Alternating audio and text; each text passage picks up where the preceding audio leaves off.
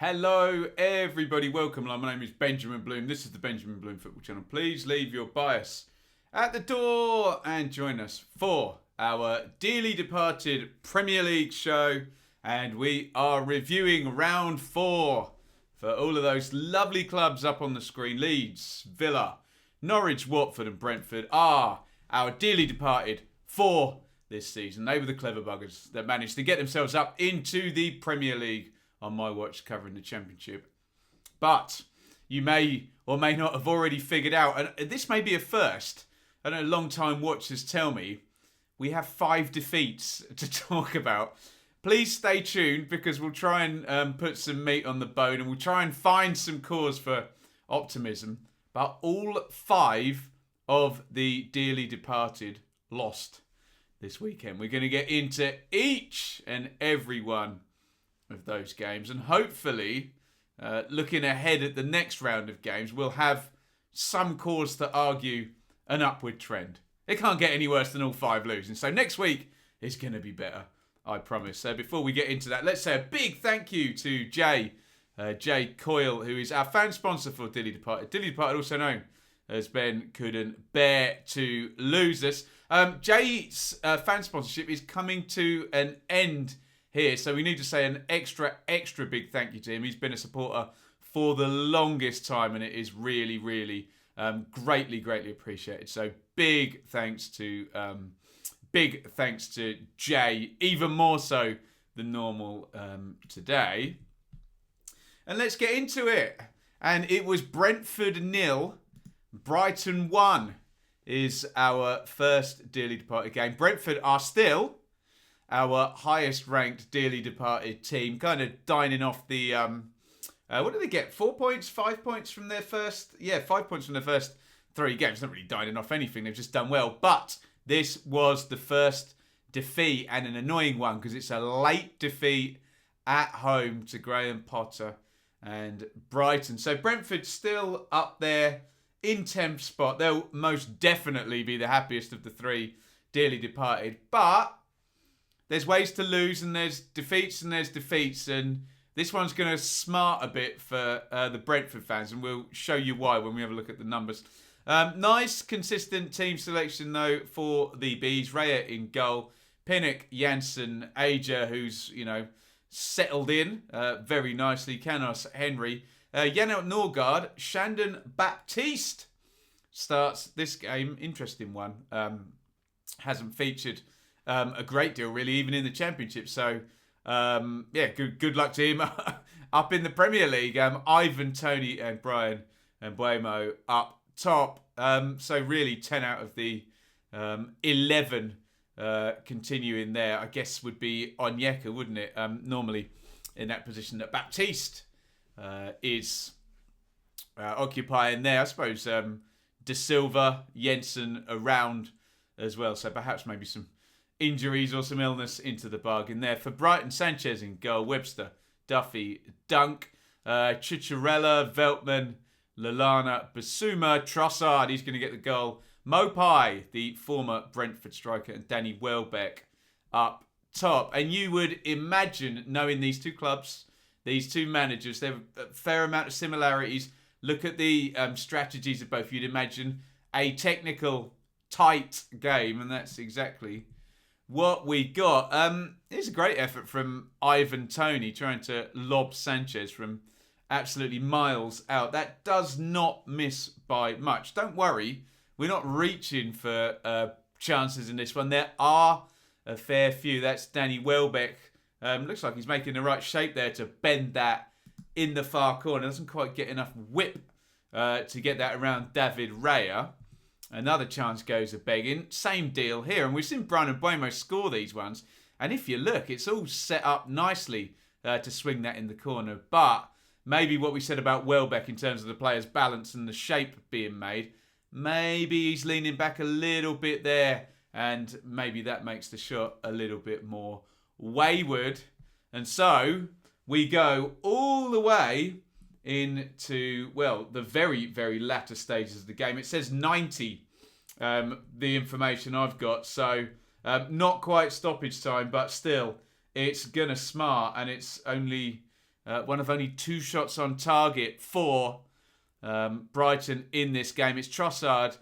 And it's one of those. He dribbles and he goes along and he goes along and he goes along horizontally on the edge of the penalty box there, just inside. And what that serves to do is drag Pontus Jansson, who you can see trying to make the challenge, along with him. And then you have a situation where that looks on the surface of it a little bit of a mess. Obviously, Pinnock there is looking at Mopai. Is there a reverse ball on into him? Probably not.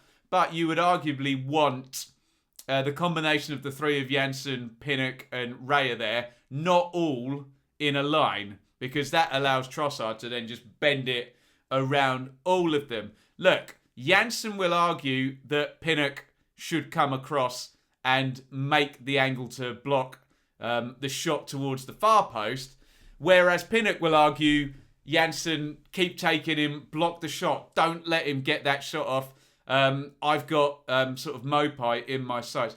It's one of those where neither of those things happen. I mean, I don't necessarily want to play the blame game, but one of the 2 players or the keeper, you probably think, come on, someone get something in the way of that shot, especially that late in the game. It does not happen. Trossard gets the only goal, and it's the first defeat for Brentford this season. There are the numbers, as I mentioned, only 2 shots on target for Brighton. 0 big chances to 1. And look at the XG, 0.17 for Brighton. And as I said, there are defeats and there are defeats. Obviously, Brentford fans would probably not be banging a drum, waving a flag, blowing a whistle, whatever, to say, oh, we should have won this game, bang, bang, bang. But they certainly would have a reasonable argument to say, how did we lose that game?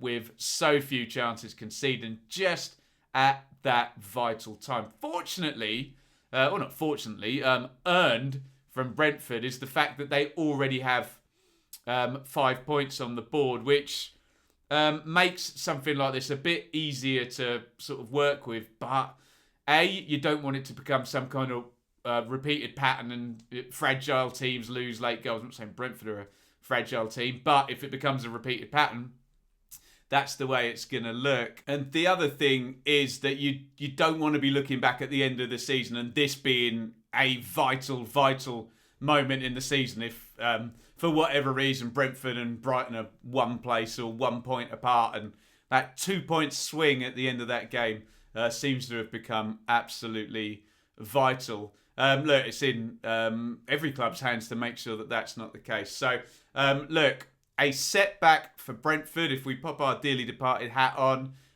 we hope that they can get right back on the horse. I suppose Brentford fans will be counting, of course. It's 3 without a win now, so the sooner the next one comes, the better. But certainly the highest place of the dearly departed so far, fixtures permitting, obviously, and probably the happiest, I would say. Let me know your thoughts in the comments there. It was Brentford 0, Brighton 1.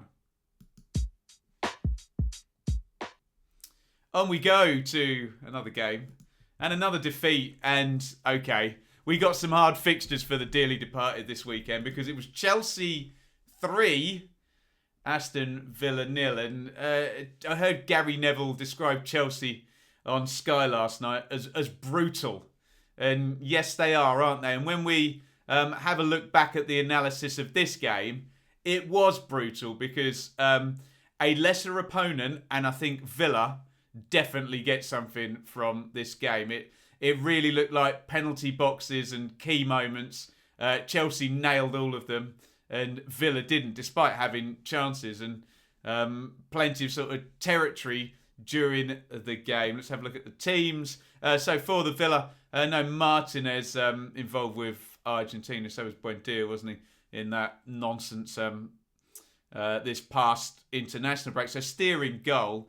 Is that a back 3 for Villa? Goodness me. Konza, Tuanzebe and Mings. So let me know your thoughts on that, Villa fans. Some kind of matching up there, but the very, very familiar Dean Smith a back 4 system not being utilised there. Target left, Cash right in the midfield. Ramsey, Louise and McGinn with Ings and Watkins starting up top. That too is a reason why people go three at the back. It allows them to play a front two with perhaps a little bit of extra balance around the pitch rather than veering back to some kind of old school 4-4-2 looking type situation, even with a diamond midfield, the way people like to do it nowadays. It's close to a 4-3-3. But that's what Dean Smith elects to do. For Chelsea, Mendy, Chalobah, Silva, Rudiger, Alonso, Hudson-Odoi, Kovacic, Niguez, Havertz, Ziyech and Lukaku up top. And we talked about the sort of big moments and being brutal in the box. And Lukaku, well, yeah, just extremely so. He's fed through,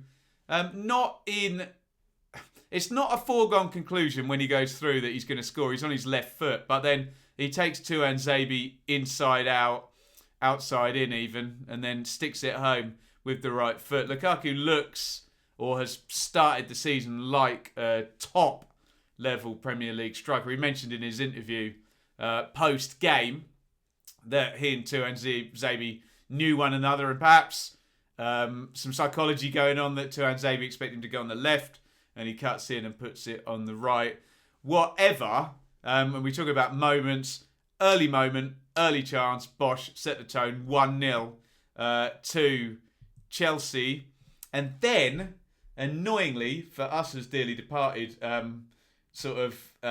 backers here, and for the Villa fans, couple of chances. Watkins there, get a good strong touch on that one, get it nice and close to you, and pick your spot there around Mendy. Can you go around him? Can you dink him? Can you go through his legs? Can you give him the eyes and go on the near post?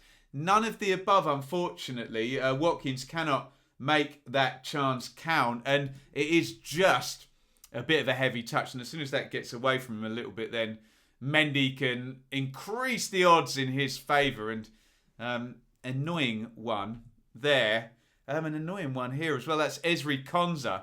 The ball fell to Mings. It did look a little bit handbally from Mings. He hits the shot. It comes back out. And when you look at that in isolation, Konsa on the half volley, can you just control that and get that anywhere low to Mendy's left? He can't. It's kind of a miss-hit there, and Mendy bounces over. We have to give credit. Mendy played well, the Chelsea keeper, in this one. To all intents and purposes, he makes the save.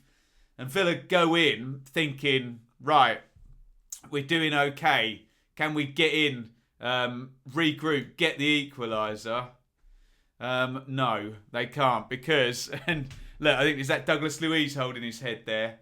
It's a gnarly, gnarly goal for Kovacic. 49 minutes. I heard an interview with Dean Smith as well. I heard all the interviews actually because I was driving back from a job after this one. And yeah, the timing of the goal just kills Villa's momentum that they'd built up. Couldn't capitalise. Mings, you can see there, 5.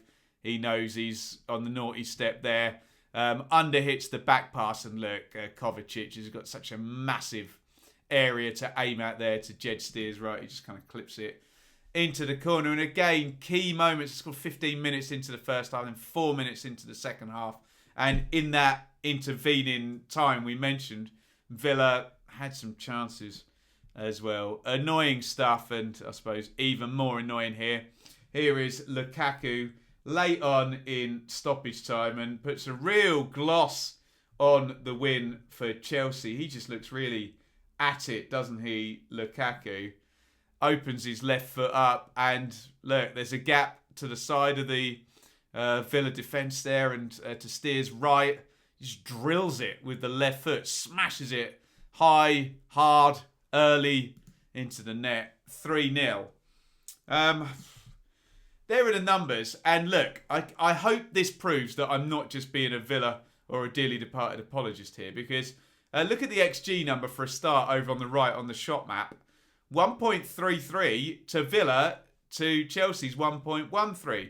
And yes, I know people get very emotional about XG, but what that number does show us is that in terms of viable openings, Okay, there's a couple of big blobs there for Chelsea, and you can see on the left-hand side of the screen 2 big chances to 1.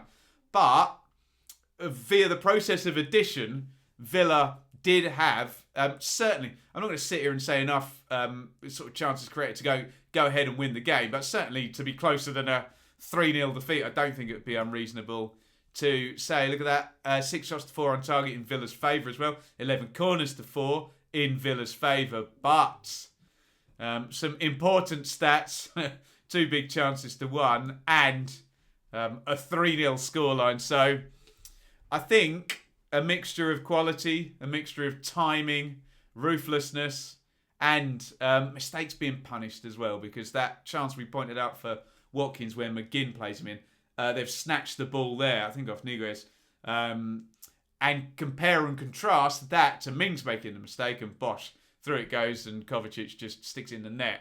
So just one of those, and maybe you can just put it down to really straightforward. Chelsea have better players than Villa. I also like Villa very much, but they do, and they had Lukaku, and they've got some kind of momentum. What we can hopefully say is, in context, against different teams who are not as good as European champions Chelsea, Villa put in performances like that, I think they'll get some points. But again, we're waiting for it, and Villa still just the 1 victory so far this season. Let me know your thoughts on that. It was Chelsea 3, Aston Villa 0. On we go now, and we're going to do Watford, who came up against Wolves, and it was Watford 0, Wolves 2. And I certainly was hopeful that Watford, not in the way they did last season where they were just like imperiously good at home and beat everybody virtually, didn't they? Who beat them? Cardiff beat them, didn't they? It was about it. Anyway, that's not the point I'm making. The point I'm making is, could they use home advantage here in the Premier League and make it a tricky place to come? Well, they went under here to Wolves, and I have to say, looking at the stats and the analysis and the numbers, Wolves created quite a lot of chances in this game that they didn't score. So, problematic this one for Watford. We'd hoped that they could build on a sort of reasonable start at home in the Premier League. And look, could have had a reasonable start even in this game as well. Ismail Assar, so good going down the right-hand side. He just cuts in and puts the ball across the box. I think it's one of those where it's like, is it a cross? Is it a shot? It ends up being neither. And if it was a cross, Josh King there is stretching, cannot stick it into the empty net. And home games, Sarr, early on, they're the ones you want Watford to really capitalise on, and they did not.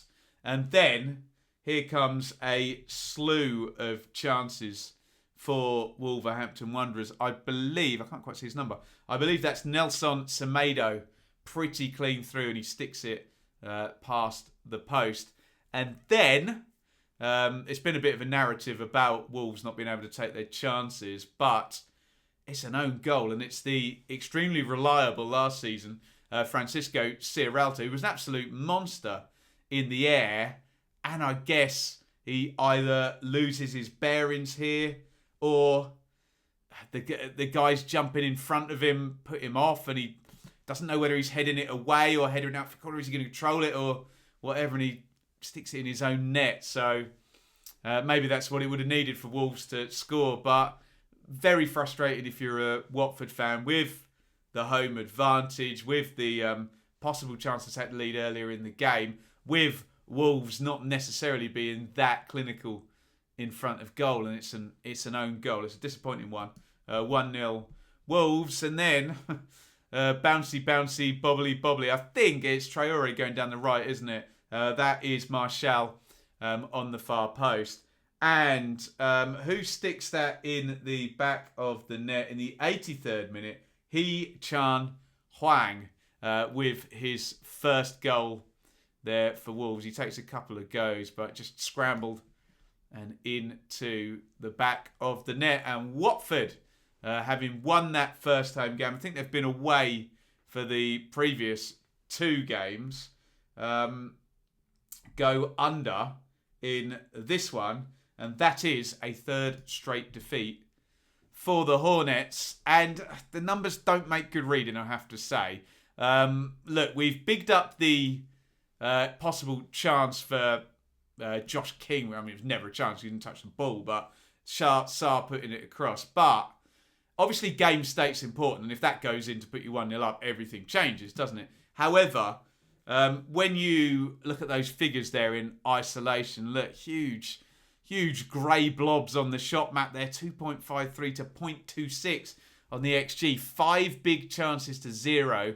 14 shots to 6. All of that accumulating together. If I'm a Watford fan, I'm possibly a little bit worried when it's a home game against a team that hadn't got a point up until that moment. So, tricky to put a positive spin on this one for Watford. Other than they've got Norwich next. We have a dearly departed derby. So, look, we were talking about 5 defeats. Someone's getting some points next week. And Watford did the double over Norwich last season. I know in different circumstances than we are now. But that will be a hope for Cisco and you Watford fans. Let me know your thoughts. It was indeed Watford 0, Wolves 2.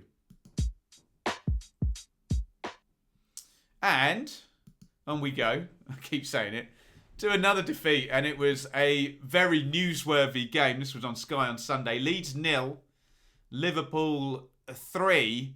And I suppose the big story actually ended up being the nasty old injury to Harvey Elliott and the red card thereafter to Pascal Struijk. So that kind of overshadowed everything. And the game, it gets a bit like that sometimes when there is a bad injury. The game kind of lost its way a little bit. It was at 2-0, wasn't it? And so we still look for the first win for Leeds, who have 2 points on the board, but no wins in 4 for Bielsa and Leeds thus far this season. There's your Leeds team. Meslier, Ayling, Firpo, Cooper. You can see Struijk in the headlines. Doesn't actually start the game. Llorente starts in the back for Leeds, but it's going to have to come out.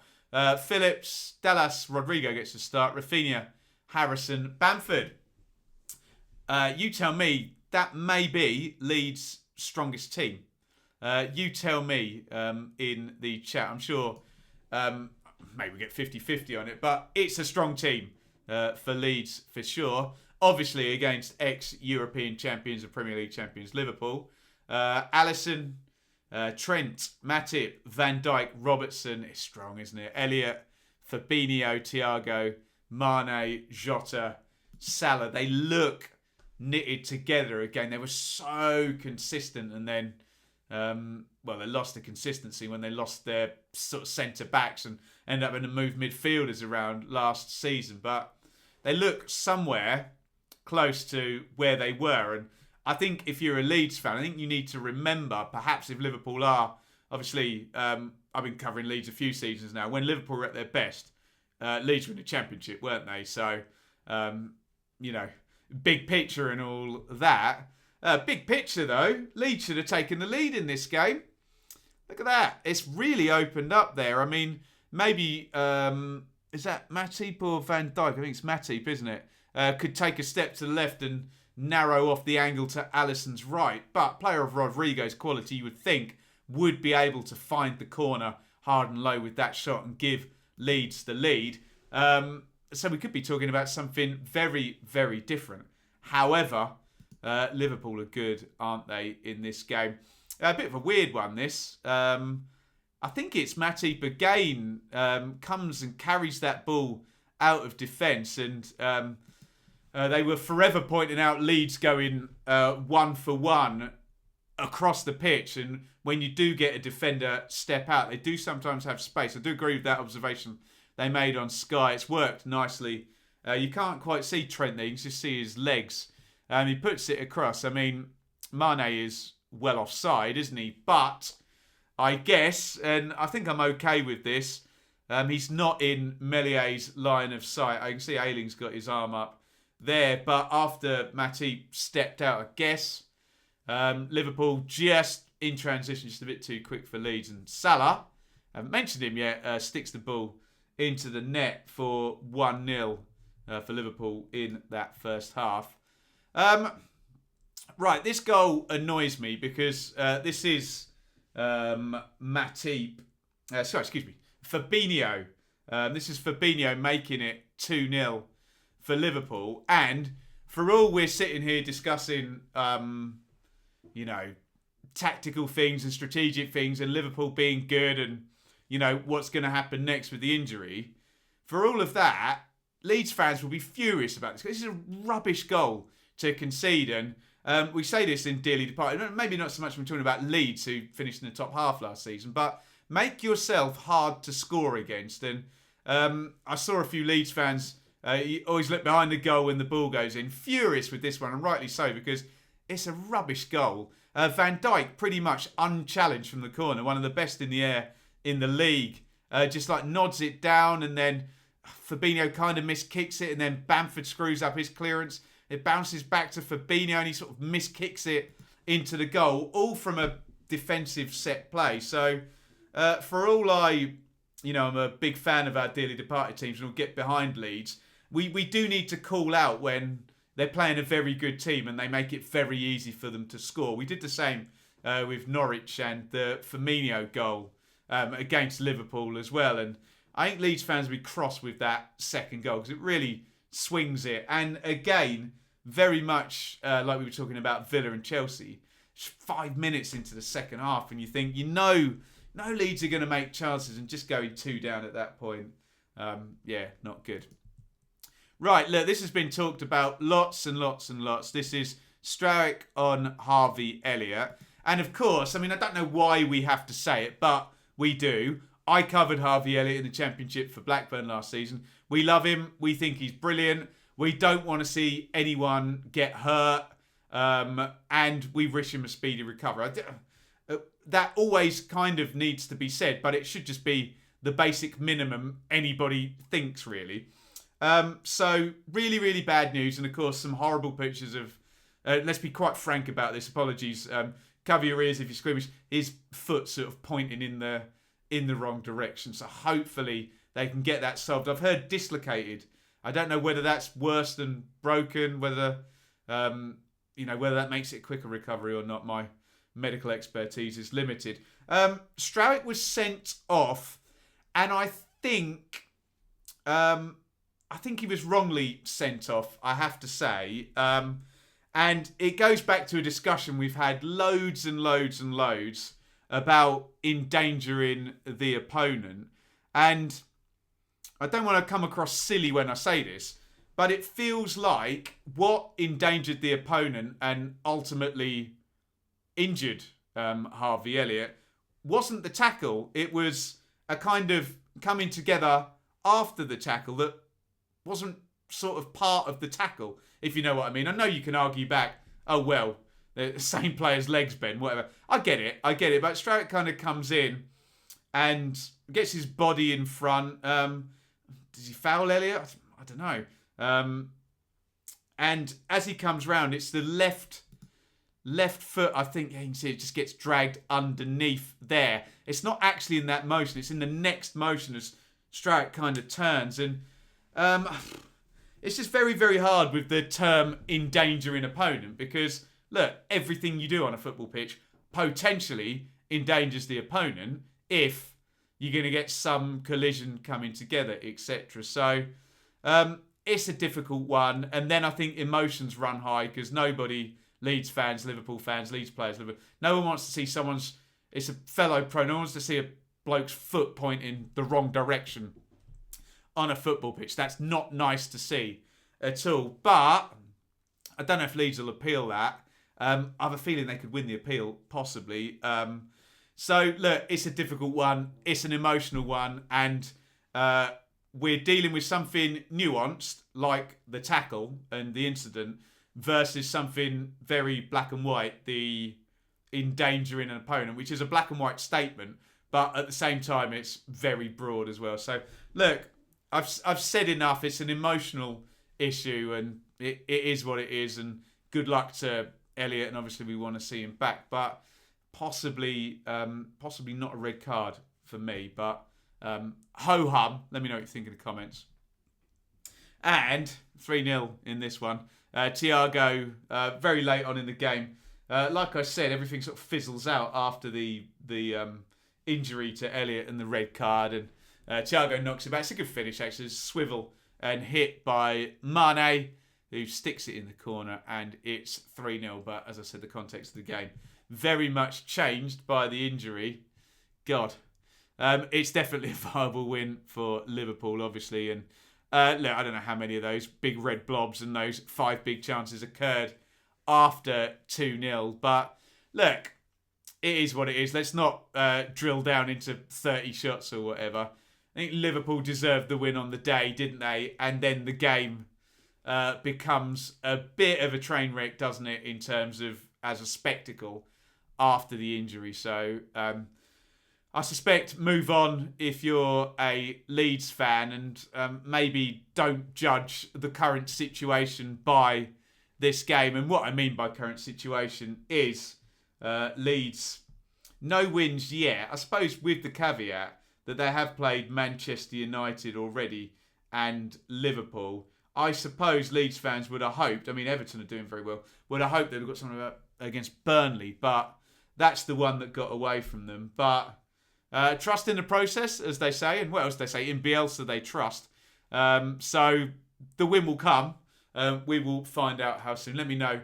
Let me know what you think on that game. Again, I'm not sure we need a big emotional debate about the injury. It's Tuesday now, and this obviously happened on Sunday. But obviously, if you want to chat about that, you can. I'm kind of more interested in what Leeds do next. And again, that is not in me in any way saying I'm not worried about the incident. And of course, again, we reiterate, as we have to negate any accusations of being heartless, we of course wish Harvey Elliott, who's a brilliant player, well. Leeds 0, Liverpool 3. And finally, propping up the Premier League. To be fair, we've only got one team in the relegation zone out of our 5. I'd definitely take only one of them going down after we lost 3 last season. And it was... that's the wrong... Oh, dearie me. I haven't got the Norwich and Arsenal lineups there. I shall have to do this from over here. Maybe we'll try and edit them in afterwards. I think I can do that. So, for Norwich, it was Krul in goal. Aaron's a start for Omar Bamadeli. I think that's the first Premier League start for him. Alongside Grant Hanley. No Ben Gibson there. Brandon Williams on loan from Manchester United starts at left back. Ahead of Janulis. Lys Melu, Rupp starts, McLean. So no start either for the new defensive midfielder, Matthias Norman. In fact, just read some of these names on the Norwich bench. Kabak, Gilmore, Cantwell, Norman, Rasica. 1, 2, 3, 4, 5. Gibson's on the bench. 5 or 6 potentially first-team players on the bench there. Interesting there. Dowell starts up, I don't know how close he got to Pukki, but we'll say up alongside Pukki. And Christos Cholis, the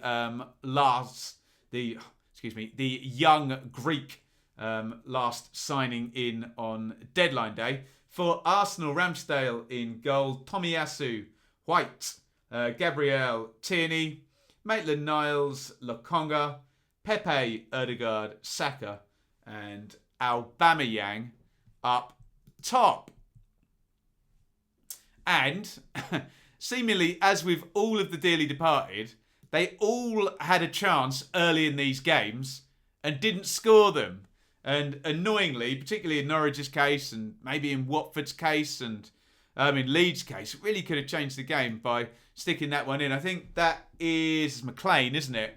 And Pukki. And it's one of those where it's a reasonable chance, and you suspect if there was only one of those arriving on it, and they got a really good look at it and maybe didn't get in one another's way, perhaps that one goes in the net. It's just glanced past the post by McLean. So annoying one for Norwich there. Maybe Pookie's not renowned for headed goals, but he's certainly got that striker's instinct. Look, let whoever it is, one or other of them, arriving on that without the other in the way. And I think maybe that one might be heading in the corner of the net, but there was two of them, and it didn't.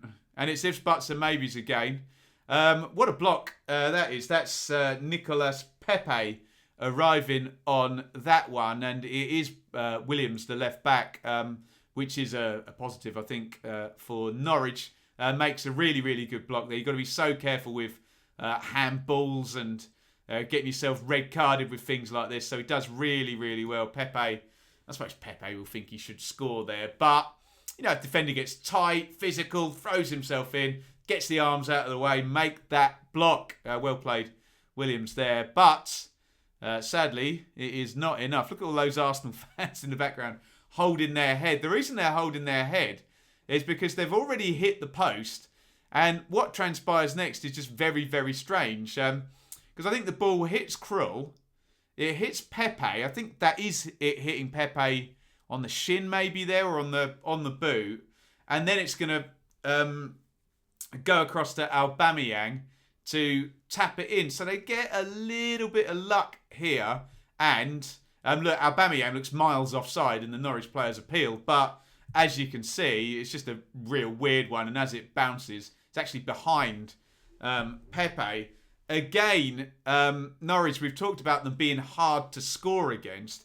And Norwich fans will be so infuriated. Grant Hanley, very good last season, wearing that captain's armband, goes into the sort of tackle. We spoke about this in the Leicester game where either Gilmour or McLean, not only do they let someone go through them, foul them afterwards. If you can see the danger, smell the danger, tactical foul. I know fans don't like it when it's against their team. Take the yellow card, and it's Hanley and Saka, and Hanley commits, and he does neither of win the ball or foul the guy once he knows he's coming by. And that just opens things up. And this is becoming a bit of a frustrating theme for us here and for the Norwich fans of, we're always pointing out, didn't track that guy, or that tackle didn't carry. Simple things that Daniel Farke shouldn't have to coach the Premier League players. Stay goal side, only commit to a tackle if you think you're going to win the ball. If not, track the opponent and, just stand your ground. Problematic again for Norwich there in the build-up to that goal. And they're going to go under 1-0. Look, take the shot, Matt, with a pinch of salt, because I'm assuming two of the big blobs both involve the goal, don't they? So, again, ifs, buts and maybes. Take those off and it looks a little bit better. It does still read 2.98 on the XG, but again, probably over one of those is from the goal itself and the ball bouncing about. Again, worryingly for Norwich, only 0.64 on the XG, one shot on target, 0 big chances. With all of that being said, they're not creating. It's tighter. Arsenal weren't in a good moment, but look, they're still Arsenal, for God's sake. And what have Norwich's first 4 fixtures been? Liverpool, Manchester City, Leicester, and Arsenal. So the hope is, and again, I'll be accused of being a dearly departed apologist here, but the hope is now all done, all out the way, and Watford next at Carrow Road. And both of our dearly departed teams will want something from that game, but Norwich will particularly, with it being a team they finished above last season. There's only 2 of them in the league, Brentford and Watford, and it being played over in Norfolk. They'll have that one circled on the calendar. So will Watford probably, but yeah, there you go. So looking ahead, maybe if points are coming, maybe they're coming in the next 5-10 games for Norwich. But at the moment, they still have 0. Get your thoughts in. It was Arsenal 1, Norwich 0. Right, let's have a look at the table, which doesn't make great reading, other than there's only one of our teams in the bottom 3, which we will take. Brentford are in 10th. You can see them there on 5 points. Good start, and only 2 goals conceded. So looking at the table, only Chelsea and Liverpool have conceded fewer goals than Brentford so far. So that's encouraging for Brentford, who, not just the fact that they're highest up there, have made the most encouraging start. Aston Villa, well, when you consider what actually happened against Chelsea, will probably be pleased with where they're headed. And I think Bailey came off the bench, and they'll have Buendia and Martinez back. So some suggestions they could trend upwards now going forward. We hope so. Watford, well, and we'll say the same about Norwich. You see Watford there in 15th. 3 straight defeats is concerning. A first home defeat is concerning as well. And they'll have Norwich away circled on the calendar, and we'll hope to put some points on the board in that one. Leeds, again, we can use a similar excuse to Norwich. The 2 games they've lost have been against Manchester United and Liverpool. They'll still be disappointed with that. Burnley won. Again, the game did become a bit of an afterthought, didn't it, after the injury to Harvey Elliott. So, arguments for a trend up coming are reasonable. And Norwich, again, it sounds like I'm making the same argument for each team, but Norwich's fixtures have been awful. And yes, Watford will have Norwich circled on the calendar, but Norwich will have Watford in the next game circled on the calendar. Farker needs to find that first team, doesn't he? Because, like I said, when we look at the subs bench for Norwich, lots of players who I thought might be in the first team are not there, and others being tried out. So they want to settle on something ASAP. And hopefully, for everybody's sake, on a dearly departed, stick some points on the board. Although, obviously, they're playing Watford. So not for everyone's sake on the dearly departed. And there are the fixtures. We mentioned Norwich and Watford a few times, but it's Newcastle, Leeds. Is that a chance for Leeds on Friday night? Can they get that first win up at Newcastle? I think they won their last season, didn't they? Won most places after Christmas last season. Wolves versus Brentford. Brentford take their good defensive record and a 10th place position off to Wolves, who did beat Watford this week. So we'll see if Wolves have their shooting boots on or not. Brentford fans will hope not. Norwich and Watford we've talked about plenty here, so we're definitely getting some points next week. Aston Villa versus Everton. And Everton have started well, haven't they? I think they're up on 10 points under Rafa, the gaffer. Interesting. Let me know your thoughts.